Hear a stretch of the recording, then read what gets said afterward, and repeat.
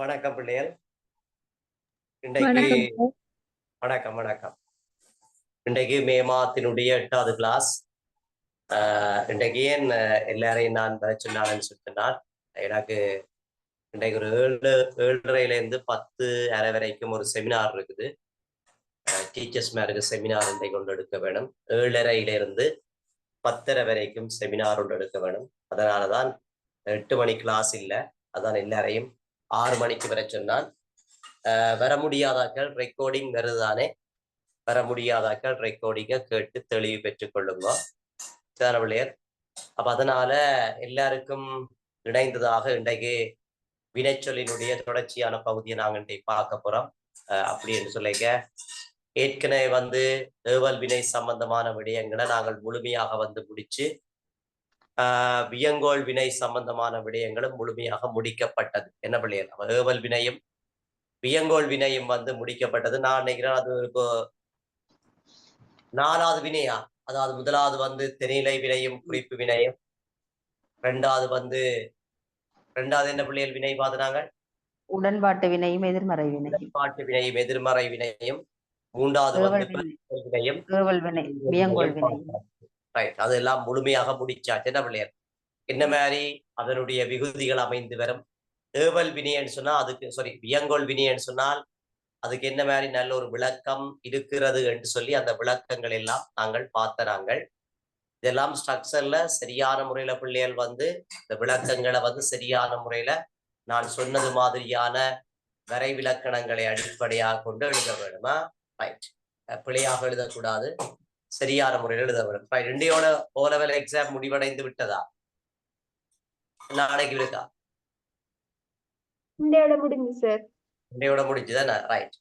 அப்ப இந்தியோட முடிஞ்சபடியால வார 18ஆம் தேதி அளவில 2026ஆம் ஆண்டு பட்ஜுக்கார வகுப்புகள், புதிய வகுப்புகள் ஆரம்பிக்க போறேன். யாரும் இருந்தா நீங்க சொல்லிக் கொள்ளலாம். நேரடியாகவும் யாழ்ப்பாண டவுன்ல நேரடியா படிக்கிறவர்கள் யாழ்ப்பாண டவுன்ல படிக்கலாம். சூம் மூலம் படிக்கிறவர்கள் சூம் மூலம் படிச்சு கொள்ளலாம். இந்த மாதம் அந்த மாணவர்களுக்கு முற்றிலும் இலவசமாக நடைபெறும். இந்த மாதம் முற்றிலும் இலவசமாக நடைபெறும். நீங்களும் அந்த படிக்காத பகுதிகள் இருந்தால் 25 பட்ஜுக்காரன் யாராவது அந்த ஆரம்பத்துல படிக்காத பகுதிகள் இருந்தால் 26ஓட படிச்சு கொள்ளலாம். 24லையும் யாராவது நாங்க முன்னுக்கு சார் படிக்க போறோம், திருப்பி தேவையா இருக்குதுன்னு சொல்லி கேட்டால் நல்லதுதானே, திருப்பி திருப்பி படிக்கிறதால கொஞ்சம் பல விஷயங்களை கற்றுக்கொள்ளலாம் தானே என்று கருதுகின்ற வேளையில நீங்களும் அந்த 26 பட்சோட என்ன செய்யலாம்னு சொன்னால் இணைந்து தேவையான அறிவினை என்ன செய்யலாம்னு சொன்னா மேலதிகமான அறிவினை பெற்றுக்கொள்ளலாம். சிதறவில்லையர். மற்றது மாணவர்களை சொல்லுங்க, நீங்கள் எடுக்கிறது மாதிரியான பாடங்களை எடுக்க சொல்லுங்க. இலகுவான பாடங்கள் எடுக்க சொல்லுங்க. கொலிச்சுக்கு போற மாதிரியான பாடங்கள் எடுக்க சொல்லுங்க. கேம்பஸுக்கு போற மாதிரியான பாடங்கள் எடுக்க சொல்லுங்க. ஆகலும் கஷ்டமான பாடங்களை எடுத்து கஷ்டப்படாமல் நீங்கள் பெற்ற அனுபவங்களை அந்த மாணவர்களுக்கு சொல்லிக் கொடுங்க. இப்படியான பாடங்கள் எடுத்தா தான் இப்படியாக இலகுவாக படிக்கலாம். தமிழ் எடுத்தால் அதுல உள்ள நன்மைகளை கட்டாயம் சொல்லுங்க. ஏன்னா பிள்ளைகள் தெரியாமல் வேற பாடங்களை கஷ்டப்பட்டு எடுத்து போட்டு கஷ்டப்படுறதை விட கேம்பஸு கொலிச்சுக்கு போறதுக்கான சில வழிவகைகளை பின்பற்றுவதற்கான பாடங்களை எடுத்தால்தான் அவர்களுக்கு சிறப்பாக இருக்கும். அதை விட இந்த மாதம் 20ஆம் தேதியிலிருந்து 10ஆம் ஆண்டு 11ஆம் ஆண்டு மாணவர்களுக்கான ஆன்லைன் வகுப்பும் நடைபெற போகிறது. ஏன்னா உங்களுக்கு தெரியும், செவானிக்கா இருக்கிறீங்களா?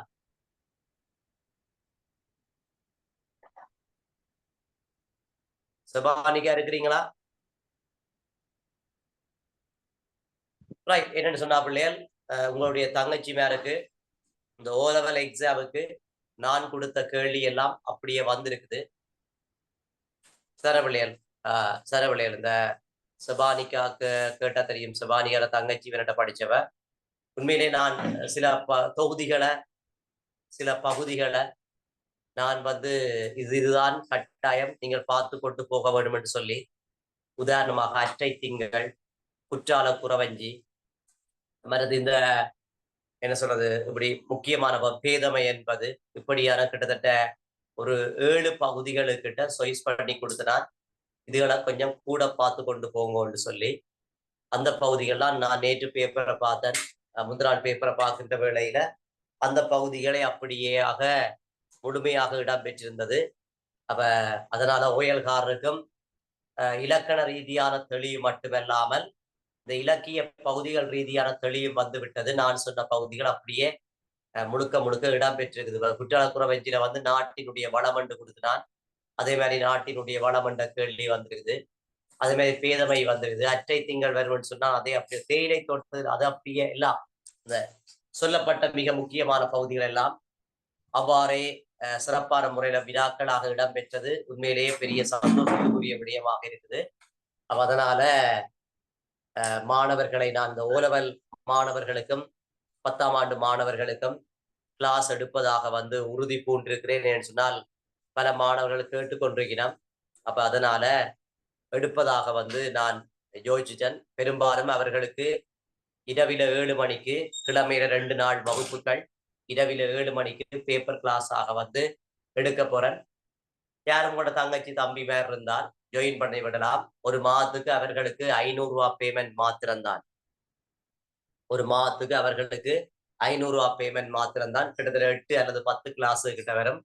இப்ப யாராவது உங்களோட மாணவர்கள் இருந்தால் மாணவர்கள் இல்ல உங்களுடைய தங்கச்சி தம்பி வேறு இருந்தால் அதை பார்த்துக்கூடாது. கொலிச்சேன்னு சொன்னாமா கட்டாயம் நீங்க தமிழ் என்ற பாடம் எடுத்து ஏனைய 2 பாடங்கள் எடுத்தா கொலிச்சில சிக்கலே இல்லை.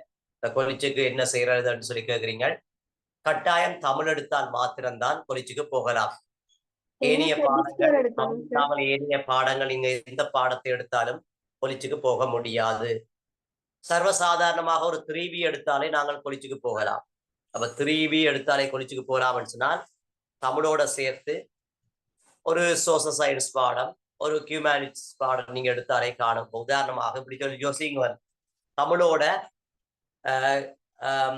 இந்து மாணவர்களாக இருந்தால் இந்து நாகரிகம் என்ற பாடத்தை எடுத்துக்கொண்டு ஜியோகிராஃபியோ பொலிட்டிக்கலோ ஹிஸ்டரியோ ஏதோ ஒரு பாடம் எடுக்கலாம்.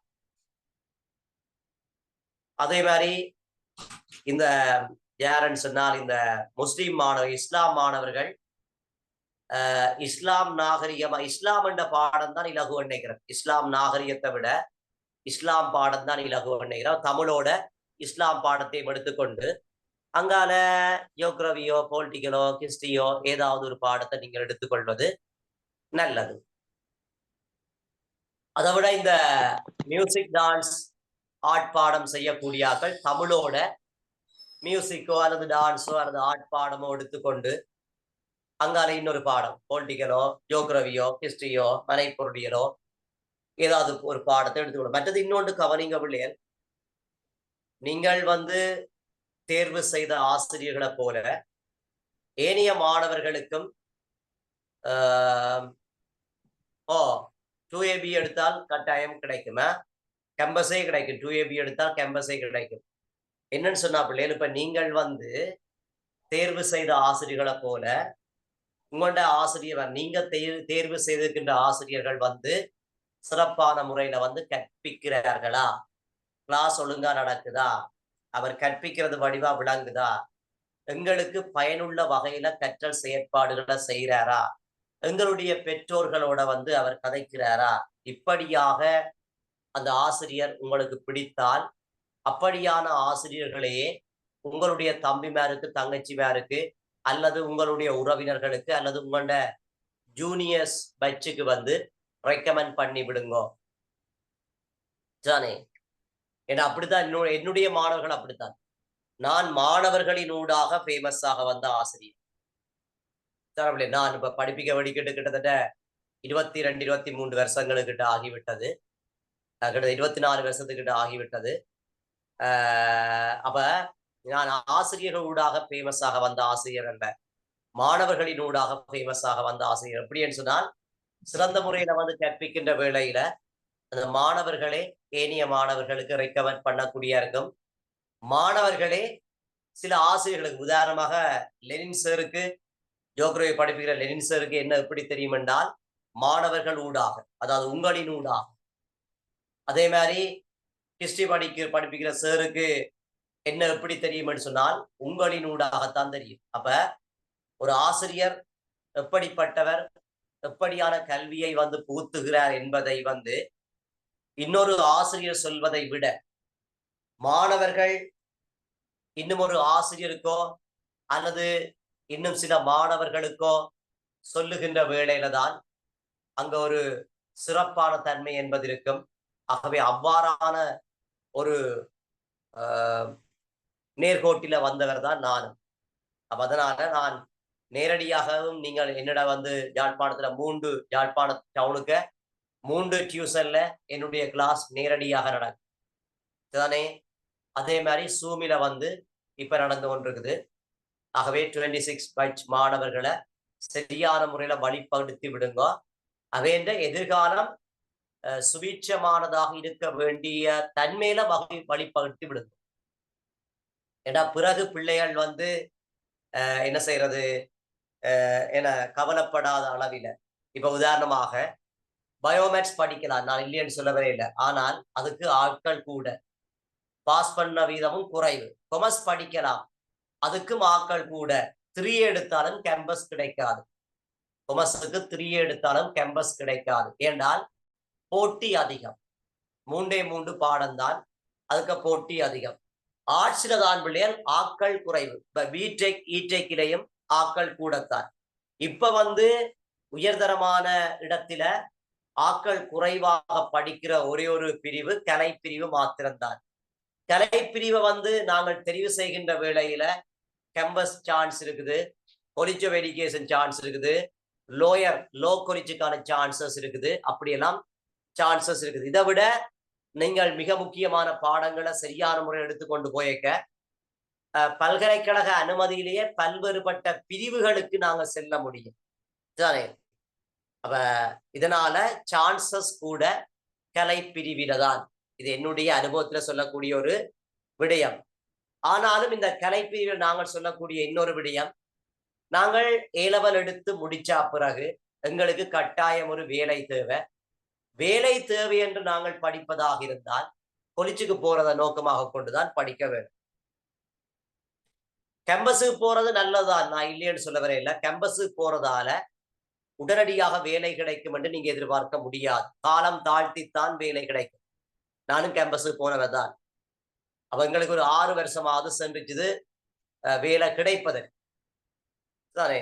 ஆனா கொலிச்சுக்கு போனால் நீங்கள் 1 மாதம் கூட வெயிட் பண்ண வேண்டிய அவசியம் கிடையாது. எப்படியும் கொலிச்சுக்கு போனா உங்களுக்கு 23, 24 வயசுல வேலை கிடைக்கும். கேம்பஸுக்கு போனா உங்களுக்கு 30 வயசுலாம் வேலை கிடைக்கும். எனக்கெல்லாம் 30 வயசுலாம் வேலை கிடைக்கும். ஆனா நான் 24, 25 வயசுலயே வந்து டீச்சிங் எக்ஸாம் எடுத்து நான் கிடைச்சது கொழும்பில கிடைச்சபடியால நான் போயில்லை. ஆனால் 19 வயசுலயே உழைக்க துவங்கினபடியால எனக்கு இந்த அரசாங்க வேலையெல்லாம் தேவையாக இருக்கே இல்லை தானே. நான் 19 வயசுலயே படிப்பிக்க வழிகிட்டபடியால எனக்கு எல்லாம் இந்த அரசாங்க வேலை வந்து தேவையானதாக கருதப்படுகிறேன். 18 வயசுல படிப்பிக்க வழிகின்றான், எடுத்த உடனே படிப்பிக்க வழிகின்றான். ஆகவே எனக்கு அந்த நேரத்துல அரசாங்க வேலையெல்லாம் தேவையாக இருக்கேன். அதனாலதான் நான் கேம்பஸுக்கு போனேன். நான் கேம்பஸ் மாணவனாக இருக்கின்ற வேளையிலேயே படிச்சு உழைச்சபடியால எனக்கு கேம்பஸ் படிப்பை தான் நான் தான் பார்த்து கொண்டான். வீட்டு செலவை நான் தான் பார்த்தனான், என்னுடைய செலவை நான் தான் பார்த்தனான். அப்ப எனக்கு அந்த கஷ்டங்கள் தெரியல. நானே உழைச்சு நானே கஷ்டப்பட்டு நானே முன்னேறியபடியால உங்களுக்கு அந்த விஷயத்தை நான் சொல்லி வைக்கிறேன். படிக்கிறத மற்றவர்களுக்கு பயன்படுத்தி கொள்ளுகின்ற வேளையில கிடைக்கின்ற சிறப்பு, கிடைக்கின்ற நன்மை, கிடைக்கின்ற பெருமை எந்த விதமான பெருமைகளையும் விட கூடிய அளவிலான பெருமையாகத்தான் இருக்கும். எதுக்கு உள்ளடங்காத ஒரு தனிப்பெருமையாகத்தான் அது அமையும் பிள்ளையர். அதை ஏனைய மாணவர்களுக்கும் கொஞ்சம் தெளிவுபடுத்துங்க. திருப்பி சொல்றது, பிள்ளை என்ற எதிர்காலம் சுபீட்சமாக இருக்கணும் என்றதுக்காக நீங்கள் தெளிவுபடுத்துங்க, எனக்காக தெளிவுபடுத்த வேண்டாம் தானே. அடுத்தது, தெரிவு செய்கின்ற ஆசிரியர் தாரமும் குருவும் தலைவிதிப்படி என்று சொல்லுவாங்க. குரு வந்து சிறந்த முறையில உங்களுக்கு அமைந்தால் இந்த வாழ்க்கை சிறப்பானதாக இருக்கும். அதுல எந்த மாற்று கருத்தும் இல்லை தானே. எங்களுக்கு படிப்பிச்ச காலத்துல எங்களுடைய ஆசிரியர்கள் சிறப்பானவர்களாக இருந்தபடியாத்தான் நாங்கள் இன்றைக்கு இப்படியான ஒரு நிலையில நிற்கிறோம். அவை நீங்களும் நல்ல ஒரு நிலையை அடைய வேணும்னு சொன்னால் நல்ல ஒரு குருவை வந்து தேர்ந்தெடுக்கிறதா உங்களுக்கு நல்லது. 3 பாடத்திலையும் நல்ல ஒரு குருவை தேர்ந்தெடுத்தீங்கன்னு சொன்னால் அதே உங்களுக்கு எதிர்காலத்துல அந்த சிறப்பை தரும் என்பதா என்னுடைய கருத்து. Right, okay. நாங்கள் ஏவல் வினையும் அப்ப நான் சொன்ன விடயங்களை ஏனியவர்களுக்கு சொல்லிக் கொள்ளுங்க பிள்ளைகளா. ஒன்று 10ஆம் ஆண்டு கிளாஸ் ஸ்டார்ட் பண்ண போறேன், 11ஆம் ஆண்டு கிளாஸ் ஸ்டார்ட் பண்ண போறேன். வாரக்கிழமை அதாவது 18ஆம் தேதி நாளண்டைக்கு 2026ஆம் ஆண்டு வச்சுக்கு ஸ்டார்ட் பண்ண போறேன் கிளாஸ். அவர்களுக்கு இரவில 7 மணிக்கு தான் வரும். அவர்களுக்கு இரவில 7 மணிக்கு தான் கிளாஸ் வரும் பிள்ளைகளா. Okay okay right. அப்ப அடுத்தது பிள்ளைகள் வந்து செய்யப்படுபொருள் குன்றிய வினையும் குன்றாத வினையுமா தலையங்கம் போட சொன்னான். ரைட். அப்ப செய்யப்படுபொருள் குன்றிய வினையும் குன்றாத வினையும் தலையங்கம் போட சொன்னான். அது ஆனா தலையங்கம் போடுவான். செய்யப்படுபொருள் குன்றிய வினை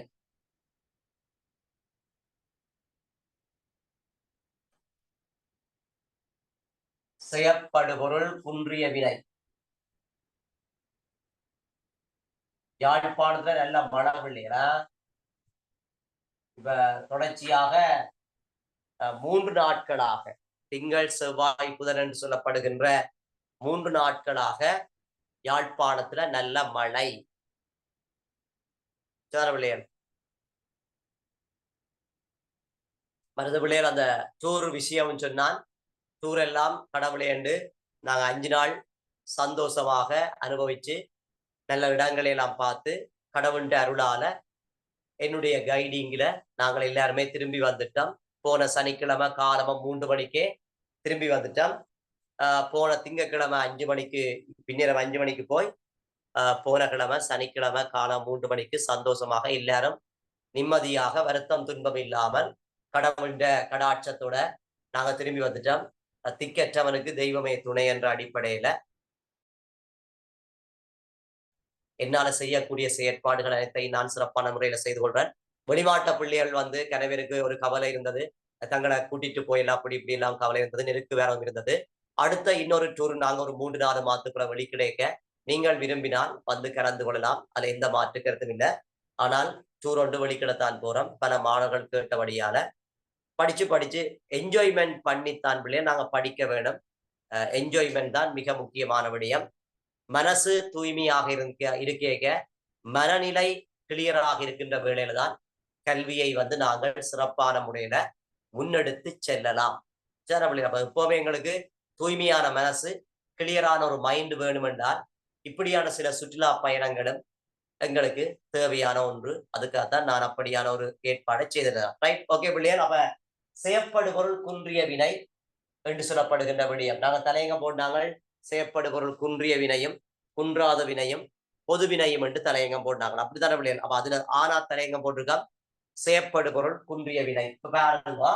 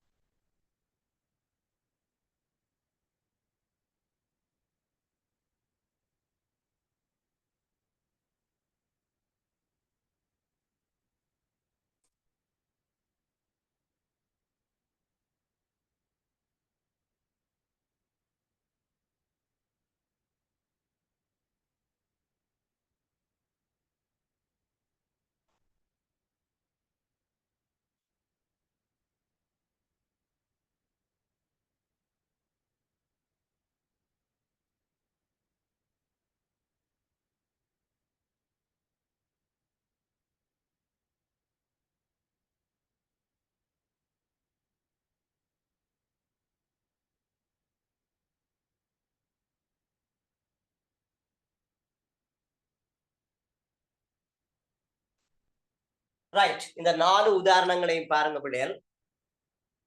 எங்களுக்கு தெரிய வேணும், ஒரு வாக்கியத்தில வந்து எது யார் என்ற கேள்வி கேட்டால் அதுதான் எழுவாய். ஒரு வாக்கியத்தில நாங்கள் எது என்ற கேள்வி கேட்டவன் சொன்னால் யார் என்ற கேள்வி கேட்டவன்டால் அதான் பிள்ளைகள் எழுவாய். அதே மாதிரி பின்னால வருகின்ற வினைச்சொல்லு வந்து எப்பவுமே வந்து என்னவாக இருக்கும்? பயனிலையாக இருக்கும். பின்னால வருகின்ற வினைச்சொல்லு வந்து பிள்ளைகள் வந்து எப்பவுமே என்ன மாதிரி இருக்கும் பிள்ளைகள் வந்து ஒரு பயனிலையாக இருக்கு. வடிவா கவனிச்சு கொள்ளுங்க. ஒரு வாக்கியத்தில எழுவாய் என்பது எது என்ற கேள்வி கேட்டு அல்லது யார் என்ற கேள்வி கேட்டவென்றால் அது எழுவாயாக அமையும். எது யார் என்ற கேள்வி கேட்டால் அது என்னவாக அமையும் என்று சொன்னால் எழுவாயாக அமையும். அதே மாதிரி ஒரு வாக்கியத்தினுடைய முடிக்கும் சொல்லு ஒரு வினைச்சொல்லாக வருகின்ற வேளையில அது பயனிலையாக அமையும். ரைட். அதே மாதிரி எண்ணத்தை அல்லது எதை என்ற வினாவுக்கு நாங்கள் விடையாக பார்க்கின்ற வேளையில எண்ணத்தை அல்லது எதை எண்ணத்தை அல்லது எதை வேற கேள்வி கேட்கக்கூடாதா? எண்ணத்தை அல்லது எதை என்ற கேள்வி கேட்கின்ற வேளையில அதுக்கு விடையாக வருகின்ற வேளையில அதை நாங்கள் எப்படி சொல்லுவோம் சொன்னால் செயற்படுபொருள். எண்ணத்தை அல்லது எதை என்ற வினாவை வினாவுகின்ற வேளையில அதுக்கு ஏதாவது ஒன்று விடையாக வருமாக இருந்தால் அதைத்தான் நாங்கள் செயற்படுபொருள் என்று சொல்றோம். அதைத்தான் நாங்கள் செயற்படுபொருள் என்று சொல்றோம். ஆகவே இவ்வாறு ஒரு வாக்கியத்தில எழுவாய் பயனிலை செயற்படுபொருள் என்று இருக்குது. சார் பிள்ளைகள், அப்ப எங்களுக்கு இப்ப முக்கியமானது செயற்படுபொருள். இந்த செயற்படுபொருள் குன்றிய வினை என்று சொன்னா பிள்ளைகள் ஒரு வாக்கியத்தில செயற்படுபொருள் இல்லை என்று அர்த்தம். இந்த ரெண்டு வாக்கியத்தையும் பாருங்க. அவன் மெல்ல ஓடினான், அவர் வேகமாக நடந்தார். அவன் மெல்ல ஓடினான் என்று சொன்னால் எண்ணத்தை அல்லது எதை ஓடினான் என்று கேள்வி கேட்டவென்றால் அங்க விடை இல்லை. மெல்ல என்பது செயற்படுபொருள் அல்ல, வேகம் என்பது செயற்படுபொருள் இல்லை. அப்ப அவன் எண்ணத்தை ஓடினான் என்று சொன்னால் இங்க செயற்படுபொருள் இல்லை. அப்ப செயற்படுபொருள் இல்லாதபடியால இந்த வாக்கியம் வந்து செயற்படுபொருள் குன்றியது என செயற்படுபொருள் குன்றியது. என்ன பிள்ளைகள்? செயற்படுபொருள் குன்றியது. குன்றியது என்றா பிள்ளைகள் செயற்படுபொருள் இல்லை என்று அர்த்தம். குன்றியது என்று சொன்னா என்ன பிள்ளைகள்? செயற்படுபொருள் இல்லை என்று அர்த்தம். அவர் வேகமாக நடந்தார் என்றா எண்ணத்தை நடந்தார், வேகமாக என்பது இல்லை, எண்ணத்தை நடந்தார். அந்த கேள்விக்கு விடை இல்லை. இதுவும் என்ன பிள்ளைகள்? செயற்படுபொருள் குன்றிய வினை. அப்ப எப்படி சொல்ல போறோம் என்றால் ஒரு வாக்கியத்தில வந்து செயற்படுபொருள் இல்லை என்றால் அந்த வாக்கியம் செயற்படுபொருள் குன்றிய வாக்கியம். அல்லது செயற்படுபொருளை ஏற்காத வினை வந்து செயற்படுபொருள் குன்றிய வினை. அப்ப செயற்படுபொருளை வந்து ஒரு வாக்கியத்தில் எப்படி கண்டுபிடிக்கிறேன் என்றால் எண்ணத்தை அல்லது எது என்ற வினாவை வினாவித்தான் கண்டுபிடிக்கலாம். செயற்படுபொருள் ஒரு வாக்கியத்துல இருக்குதா இல்லையான்றதை எப்படி கண்டுபிடிக்கலாம் என்றால் எண்ணத்தை அல்லது எது என்ற வினாவை வினாவித்தான் என்ன செய்யலாம் பிள்ளைகள்? கண்டுபிடிக்கலாம். ஆகவே செயற்படுபொருள் குன்றிய வினை என்று சொன்னால் செயற்படுபொருளை ஏற்காத வினையே செயற்படுபொருள் குன்றிய வினையாகும். செயற்படுபொருளை ஏற்காத வினையே செயற்படுபொருள் குன்றிய வினையாகும். செயற்படுபொருளை ஏற்காத வினையே செயற்படுபொருள் குன்றிய வினையாகும். செயற்படுபொருளை ஏற்காத வினையே செயற்படுபொருள் குன்றிய வினையாகும். ரைட். அவ சில வினைகள் செயற்படுபொருளை ஏற்பதில்லை. அவ்வாறு செயற்படுபொருளை ஏற்காத வினைகள் செயற்படுபொருள் குன்றிய வினைகள் என்று சொல்ல போறோம். இந்த செயற்படுபொருள் குன்றிய வினைகளை நாங்கள் பார்க்க எண்ணத்தை அல்லது எதை என்ற வினாவுக்கு எது விடையாக வரவில்லையோ, எண்ணத்தை அல்லது எதை என்ற வினாவுக்கு விடை வராத பொழுது அதைத்தான் நாங்கள் செயற்படுபொருள் குன்றிய வினை என்று சொல்லுவோம். அதைத்தான் நாங்கள் செயற்படுபொருள் குன்றிய வினை, அதாவது செயற்படுபொருளை ஏற்காது. என்ன பிள்ளை? அப்ப எழுதி கொள்ளுங்க. ஆனா தலையங்கம் போடுங்க.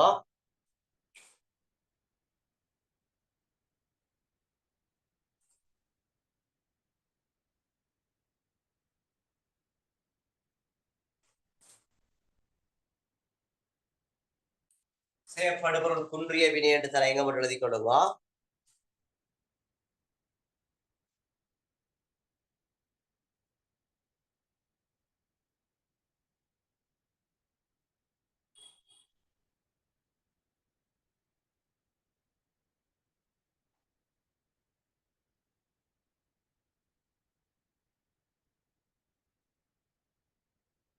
சில வினைகள்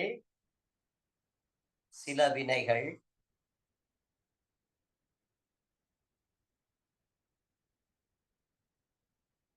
வினைகள் செயற்படுபொருளை ஏற்பதில்லை.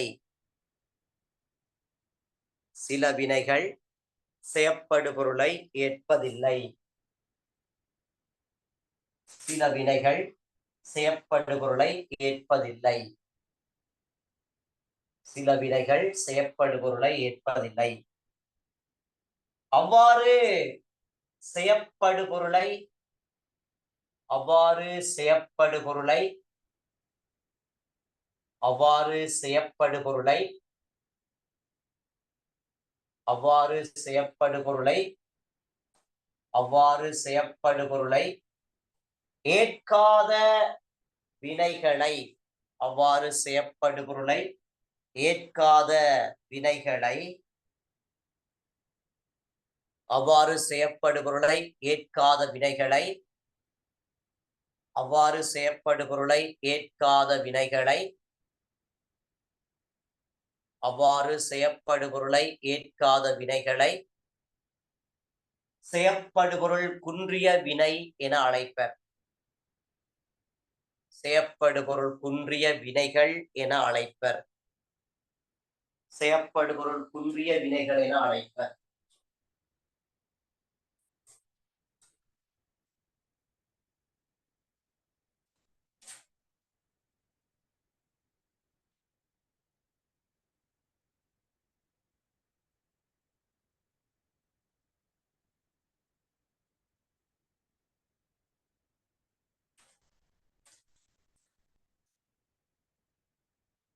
அவ்வாறு செயற்படுபொருளை ஏற்காத வினைகளை செயற்படுபொருள் குன்றிய வினைகள் என அழைப்பர்.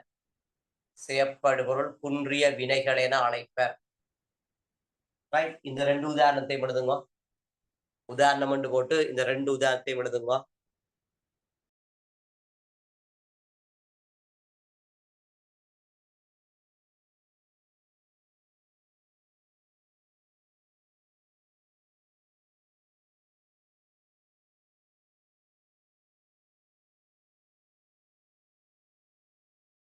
எழுதிட்டேன் சார்.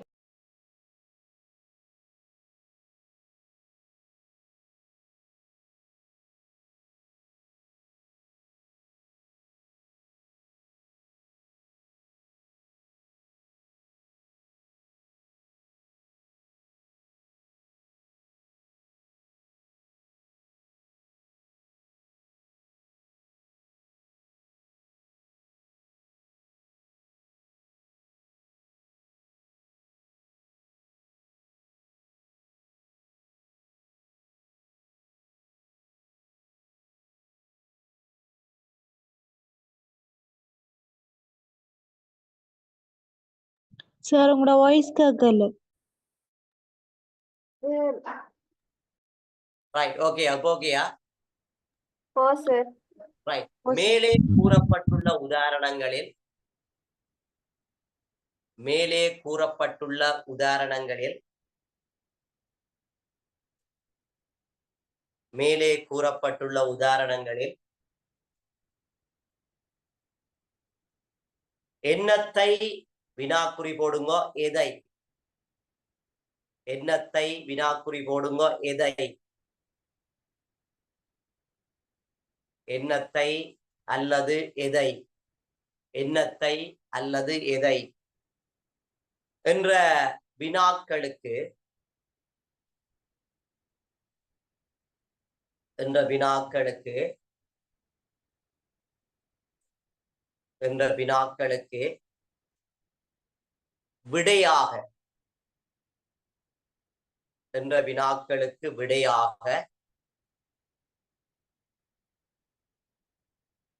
என்ற வினாக்களுக்கு விடையாக என்ற வினாக்களுக்கு விடையாக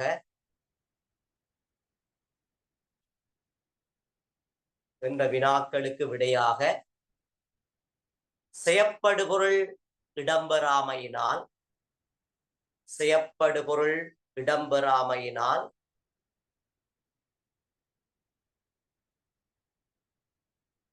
செயப்படுபொருள் இடம்பெறாமையினால்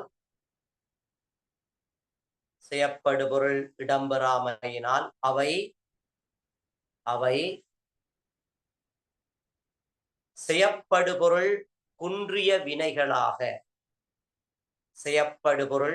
குன்றிய வினைகளாக அவை செயப்படுபொருள் குன்றிய வினைகளாக கொள்ளப்பட்டுள்ளன.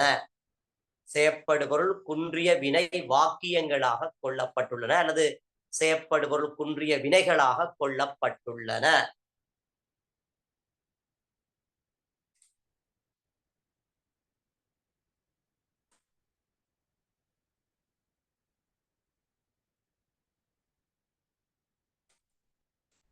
செயப்படுபொருள் குன்றிய வினைகளாக கொள்ளப்பட்டுள்ளன. செயப்படுபொருள் குன்றிய வினைகளாக கொள்ளப்பட்டுள்ளன.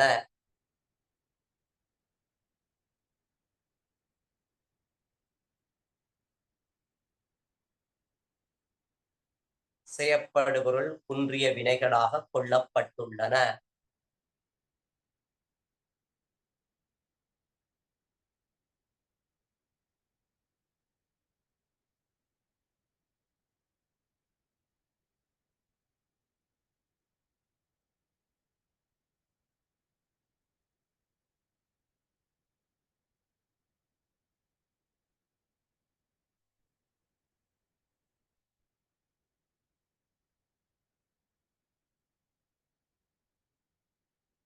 கொள்ளப்பட்டுள்ளன.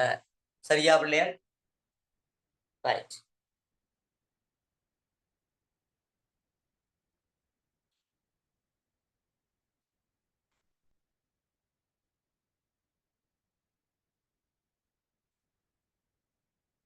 ரைட். அடுத்து நாங்க பார்த்தோம்னு சொன்னா ஆவண்ணா போடுவா செயப்படுபொருள் குன்றாத வினை.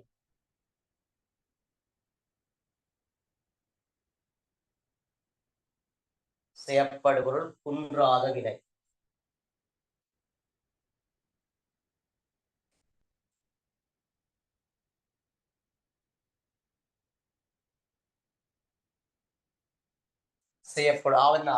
செயப்படுபொருள் குன்றாத வினை.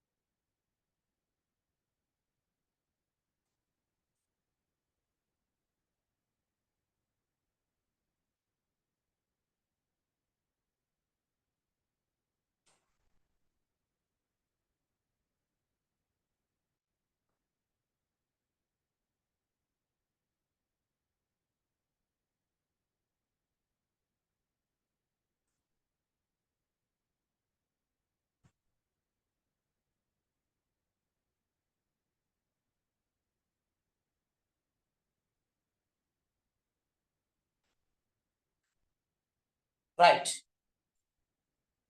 அப்ப இதுல பிள்ளைகள் எந்த வாக்கியங்கள் செயப்படுபொருள் குன்றாத வாக்கியமாக இருக்கு அல்லது எந்த வாக்கியத்துல இதுல மூன்றும் செயப்படுபொருள் குன்றாத வாக்கியமா அல்லது ஒன்றுதான் செயப்படுபொருள் குன்றாத வாக்கியமா அல்லது ரெண்டு தான் செயப்படுபொருள் குன்றாத வாக்கியமா அல்லது மூன்றுமே செயப்படுபொருள் குன்றாத வாக்கியமா அல்லது மூன்றுமே செயப்படுபொருள் குன்றிய வாக்கியமா? ஒன்றுதான் சார் செயற்படுபொருள் குன்றாத வாக்கியம். ஒன்றுதான் செயப்படுபொருள் குன்றாத வாக்கியம். இதம்மா அவள் புத்தகம் படித்தாள். அது மட்டும்தான் செயப்படுபொருள் குன்றாத வாக்கியம். ரைட். ஓகே. வேற யாக்கள்? ரெண்டு சார். ரெண்டு. எதம்மா? அவள் புத்தகம் படித்தாலும் அவன் அவளை தேடினானும் வரும். ரைட். ரெண்டு தான் செயப்படுபொருள் குன்றாத வாக்கியம். வேற ஆக்கள்?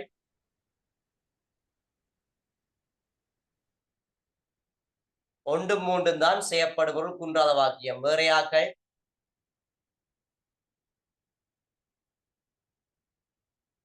வேற ஆக்கள்?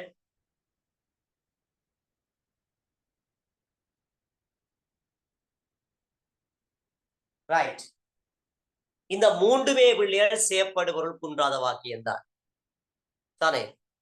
இந்த மூன்றுமே செயற்படுபொருள் குன்றாத வாக்கியம் தான். ஏனென்றா பாருங்க, நான் முதலே சொன்னான், செயற்படுபொருளை ஏற்கின்ற வினைகளைத்தான் நாங்கள் செயற்படுபொருள் குன்றாத என்றால் செயற்படுபொருள் இருக்குது என்று அர்த்தம். குன்றாத என்றால் செயற்படுபொருள் இருக்குது என்று அர்த்தம். குன்றாத என்று சொன்னால் செயற்படுபொருள் இருக்குது என்று அர்த்தம். மூன்றுமே செயற்படுபொருள் குன்றாத வாக்கியம்தான். மூன்றுமே செயற்படுபொருள் குன்றாத வாக்கியம்தான் தானே. ஏனென்று பார்ப்போம். நாங்க முதலே சொன்னாங்க, எண்ணத்தை அல்லது எது என்ற வினாவுக்கு விடையாக வந்தால் அது செயற்படுபொருள் குன்றாத வாக்கியம். எண்ணத்தை அல்லது எது என்ற வினாவுக்கு விடையாக வந்தால் அது செயற்படுபொருள் என்ன பிள்ளையர். அப்படி செயற்படுபொருள் இருந்தால் அது செயற்படுபொருள் குன்றாத வாக்கியம். இதெல்லாம் பாருங்க, அவன் புத்தகம் படித்தாள், அவள் புத்தகத்தை படித்தாள். என்னத்தை படித்தாள்? புத்தகத்தை. அப்ப இங்க பார்த்தோம்னா இங்க செயற்படுபொருள் இருக்குது, இது செயற்படுபொருள். ரைட். மூன்றாவது பாருங்க, அவன் அவளை தேடினான். இங்க இது செயற்படுபொருள். என்னத்தை தேடினான்? அவளை தேடினான், செயற்படுபொருள். அவர் எழுதினார். என்னத்தை எழுதினார்? கடிதம் எழுதினார். ஏதோ புத்தகத்தை. எழுதினார் இல்ல, புத்தகம் எழுதினார், கதை எழுதினார், கடிதம் எழுதினார், ஏதோ ஒன்று எழுதினார் தானே. அப்ப செயற்படுபொருள் அங்க மறைந்திருக்குதா இல்லையா? மறைந்திருக்கு.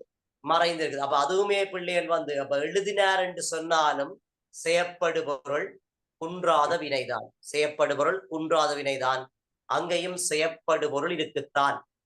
அங்கேயும் செயற்படுபொருள் என்ன செய்தான் பிள்ளைகள்? இருக்குத்தான். அப்ப செயற்படுபொருள் குன்றாத வினைன்னு சொன்னா பிள்ளைகள் செயற்படுபொருளை ஏற்கின்ற வினைகள். சில வினைகள் செயற்படுபொருளை ஏற்கும். அவ்வாறு ஏற்கின்ற வினைகளே செயற்படுபொருள் குன்றாத வினைகள் ஆகும்.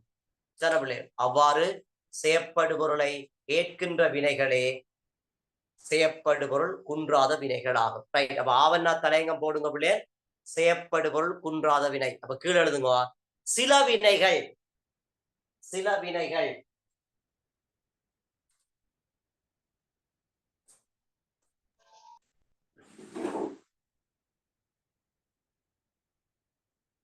சில வினைகள் செயற்படுபொருளை ஏற்று வரும். சில வினைகள் செயற்படுபொருளை ஏற்று வரும். சில வினைகள் செயற்படுபொருளை ஏற்று வரும்.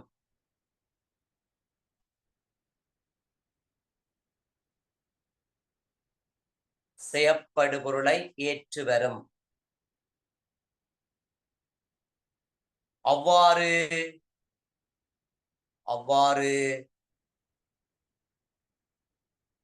செயற்படுபொருளை ஏற்று வருகின்ற வினைகளே அவ்வாறு செயற்படுபொருளை ஏற்று வருகின்ற வினைகளே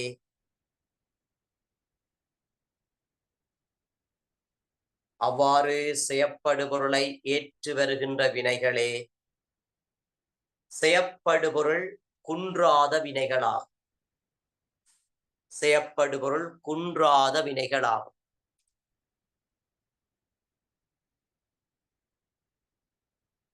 செயற்படுபொருள் குன்றாத வினைகளாகும் என்று கொண்டு 3 உதாரணத்தை எழுதுங்க.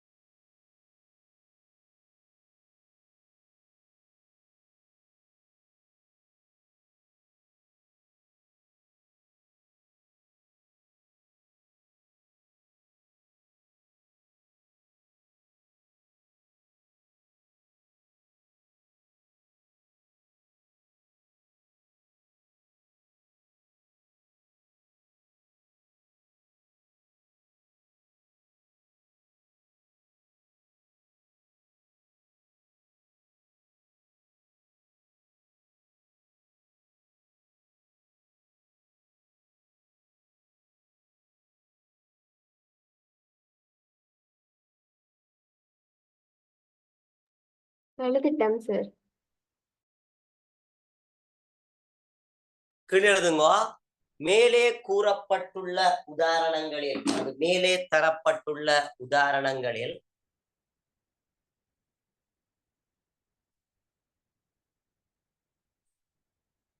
மேலே தரப்பட்டுள்ள உதாரணங்களில்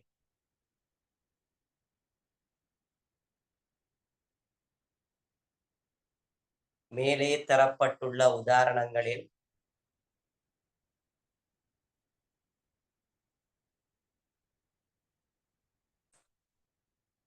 மேலே தரப்பட்டுள்ள உதாரணங்களில் எண்ணத்தை அல்லது எதை என்ற வினாவிற்கு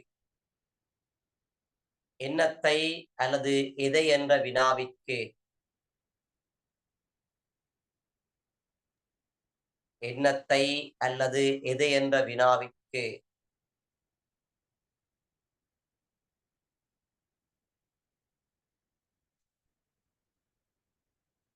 எண்ணத்தை அல்லது எதை என்ற வினாவிற்கு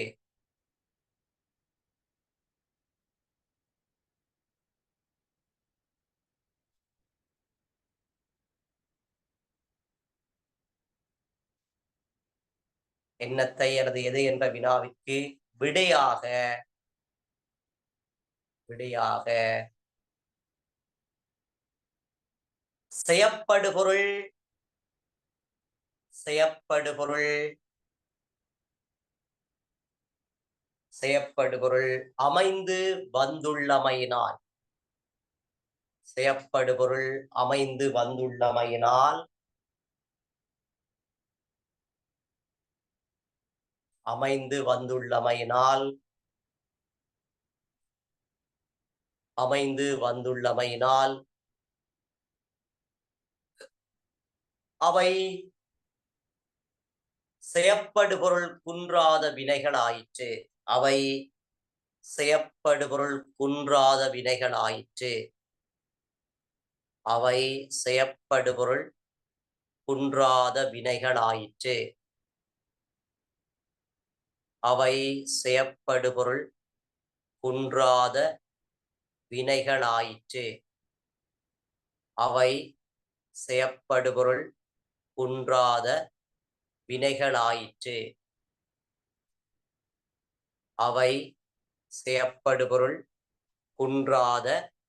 வினைகளாயிற்று. அவை செயப்படுபொருள் குன்றாத வினைகளாயிற்று. அவை செயப்படுபொருள் குன்றாத வினைகளாயிற்று.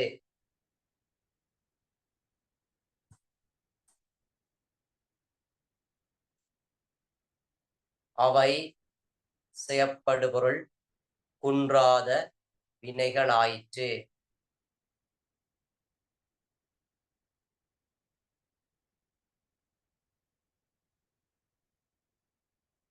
குன்றாத வினைகளாயிற்று. சரவணே ரைட். இனி நாங்கள் பார்த்தோம்னு சொன்னால் மூன்றாவது பார்க்க போறோம் பொது வினைகள். பொது வினைகள் என்று சொன்னால் சில வினைகள் செயப்படுபொருள் குன்றிய வினையாகவும் வரும், குன்றாத வினையாகவும் வரும். சேம் டைம்ஸ் ஒரே மாதிரி வரும். அப்ப அப்படியான வினைகளைத்தான் நாங்கள் பொது வினைகள் என்று சொல்லப்போம். சில வினைகள் பிள்ளைகள் செயப்படுபொருள் குன்றிய வினைகளாகவும் வரும், செயப்படுபொருள் குன்றாத வினைகளாகவும் வரும். அப்ப செயப்படுபொருள் குன்றிய வினைகளாகவும் வரும், செயப்படுபொருள் குன்றாத வினைகளாகவும் வரும். அவற்றைத்தான் நாங்கள் பொது வினைகள் என்று சொல்றோம். சில வினைகள் செயப்படுபொருள் குன்றிய வினையாகவும் வரும், செயப்படுபொருள் குன்றாத வினையாகவும் வரும். அதைத்தான் நாங்கள் எப்படி சொல்ல போறோம் என்று சொன்னால் பொது வினைகள் என்று சொல்ல போறோம். எப்படி சொல்ல போறோம் பிள்ளைகள் பொது வினைகள் என்று சொல்ல போறோம். செயப்படுபொருள் குன்றிய வினைகளாகவும் வரும், குன்றாத வினைகளாகவும் வரும். அவற்றைத்தான் நாங்கள் பொது வினைகள் என்று சொல்ல போறோம். பாருங்க, உதாரணமாக கலை என்று சொல்லப்படுகின்ற ஒரு வினையடி, முறி என்று சொல்லப்படுகின்ற ஒரு வினையடி, நனை என்று சொல்லப்படுகின்ற இன்னொரு வினையடி. இந்த மூன்றையும் நாங்கள் பார்ப்போம். ரைட்.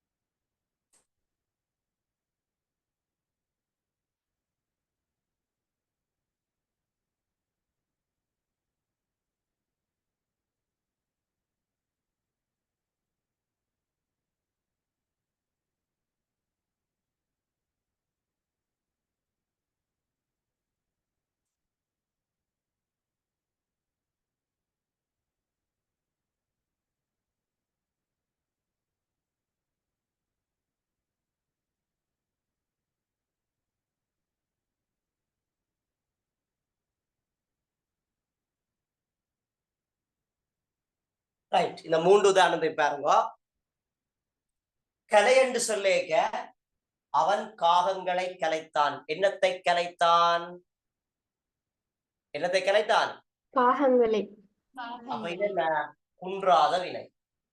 இது என்ன பிள்ளை? குன்றாத வினை. என பறவைகள் மெல்ல கலைந்தன.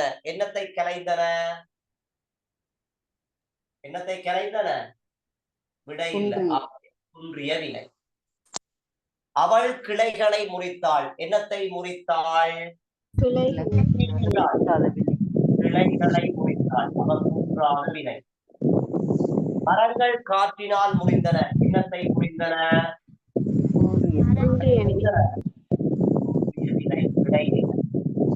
அவர் ஆடைகளை நினைத்தார். என்னத்தை நினைத்தார்? ஆடைகளை நினைத்தார். ஆகவே குன்றாத வினை.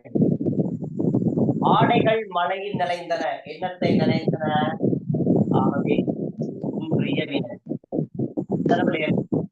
அப்ப சில வினைகள் செய்யப்படுபொருளை ஏற்றும் ஏற்காமலும் சில வினைகள் என்ன செய்யும்? இந்த கலையண்ட வினை, இந்த நனையண்ட வினை, இந்த ஒடியண்ட வினை, இதெல்லாம் செய்யப்படுபொருளை ஏற்றும் பெறும் ஏற்காமலும் பெறும். அப்படி செய்யப்படுபொருளை ஏற்றும் ஏற்காமலும் இடம்பெறுகின்ற வினைகளைத்தான் நாங்கள் பொது வினைகள் என்று சொல்லுவோம்.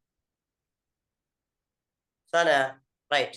அவ்வாறு செய்யப்படுபொருளை ஏற்றும் ஏற்காமலும் இடம்பெறுகின்ற வினைகளைத்தான் நாங்கள் பொது வினைகள் என்று சொல்லுவோம். ரைட், எழுதி கொள்ளுங்க. பொது வினைகள் என்று தலைங்க போடுங்க. சில வினைகள்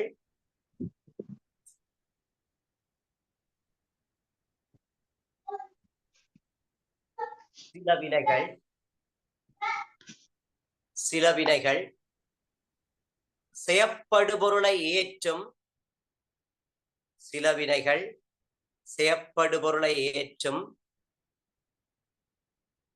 வினைகள் செய்யப்படுபொருளை ஏற்றும் ஏற்காமலும் இடம்பெறும். சில வினைகள் செய்யப்படுபொருளை ஏற்றும் ஏற்காமலும் இடம்பெறும்.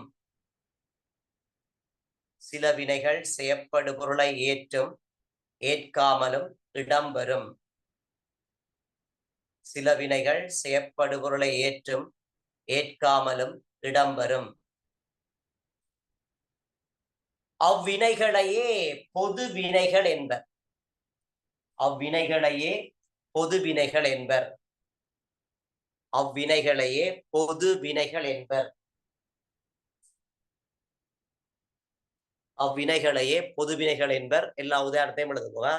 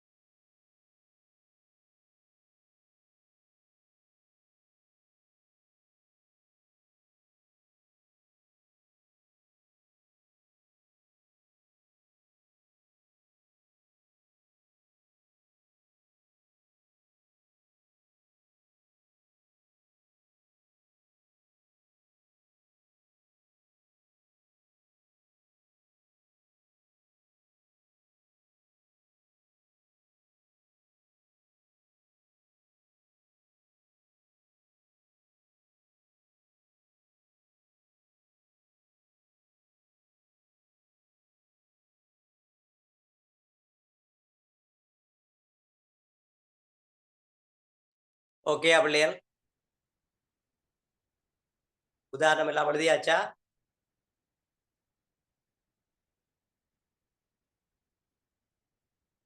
உதாரணம் எல்லாம் எழுதியாச்சா?